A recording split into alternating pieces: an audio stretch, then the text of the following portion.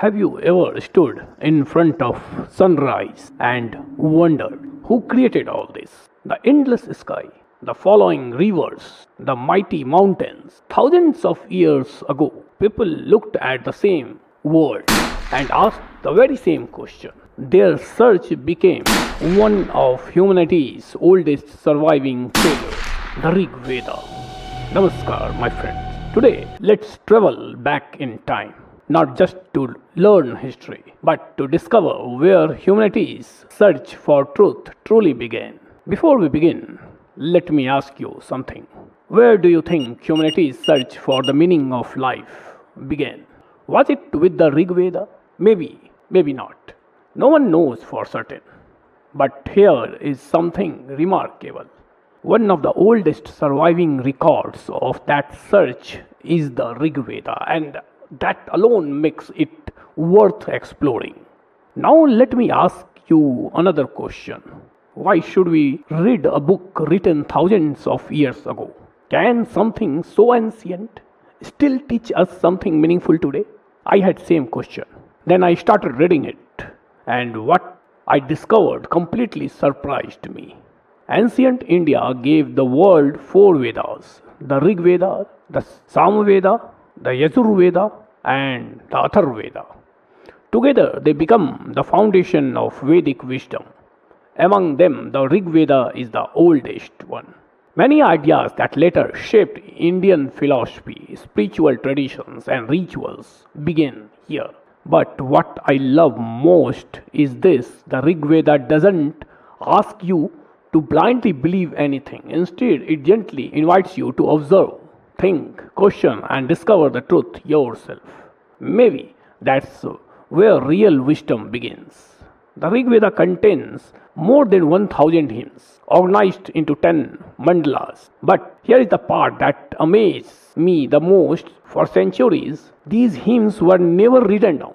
Just imagine that. Thousands of verses preserved perfectly without books, without paper, without computer, only through memory, discipline, and deep dedication. Today we forget a password in a week, yet they preserved an entire library inside the human mind. Isn't that incredible?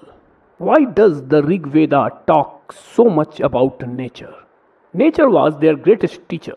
The sun reminded them that every day is the new beginning, and the river quietly thought, never stop moving forward. Fire showed the change is a nature, part of life. The wind whispered that not every important can be seen. Nature wasn't something to control, it was something to understand, to respect, and to live with. Sometimes I wonder if this is exactly the lesson our modern world needs the most. Now, let's talk about the most famous verse of Rigveda, the Gayatri Mantra. Many people think it is simply prayer to the sun, but if we listen carefully, it is actually praying for something much greater, not success, not wealth, not power, but wisdom. The ancient sages believed just as sunlight removes darkness from the world, wisdom removes darkness from the human mind. Listen to these timeless words. Om Bhurvashva Tat Saviturya Varanyam Bhargo Devasya Dhimahi Dhiyo Yona Prachodyat. Its message is beautifully simple. May the divine light illuminate our mind so that we may choose the right path, live with a pure heart, and make wise decisions. Think about that. Thousands of years ago, people were not asking for riches, they were asking to become wiser human beings. Maybe that's why this mantra is still recited across the world today. And now we arrive at what many consider one of the most extraordinary hymns ever written, the Nasadiya Sukta, the hymn of creation. Most creation stories confidently explain how the universe began. But this hymn does not something completely unexpected. It begins with uncertainty. It says there was neither existence, non-existence, no sky, no earth, no day, no light, just pause. And imagine trying to describe what existed before existence itself. Then instead of giving an answer, the hymn asks an even bigger question: who truly knows how creation began? And then comes the line that still amazes readers around the world. Yo asyadhaksha parme vyoman so ang vedayadi vana veda. Perhaps the one who watches over creation knows, or perhaps even he doesn't know. Imagine that. An ancient text thousands of years old was humble enough to admit that not every mystery has an answer.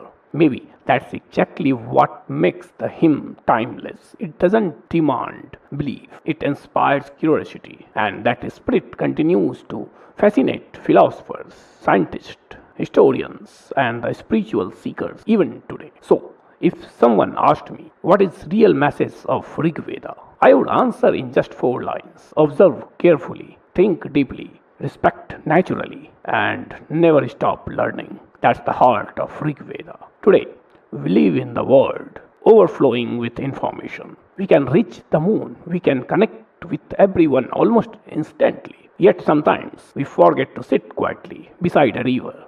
We forget to watch a sunrise without looking at our phones. The Rigveda gently reminds us to slow down, to notice, to wonder, because wisdom is not just about finding answers. Sometimes it's about asking better questions. So, why should we read the Rigveda? Not because it promises miracles, but because it quietly changes the way we look at life. It reminds us that humans and natures are deeply connected. It encourages curiosity instead of blind acceptance. It introduces some humanity's earliest philosophical questions. It helps us understand the roots of Indian culture, language, and spiritual traditions. And perhaps most importantly, it reminds us that humanity, gratitude, and the thoughtful reflection never become outdated. So, the next time you watch a sunrise, listen to the sound of flowing river and feel the warmth of small fire. Remember this. Thousands of years ago, someone stood exactly where you stand today, looking at the same sky, asking the same questions, filled with the same sense of wonder. Maybe the greatest journey isn't across the world. Maybe it's the journey within ourselves, and perhaps that journey begins with a single question. Thank you. Dhanyavad.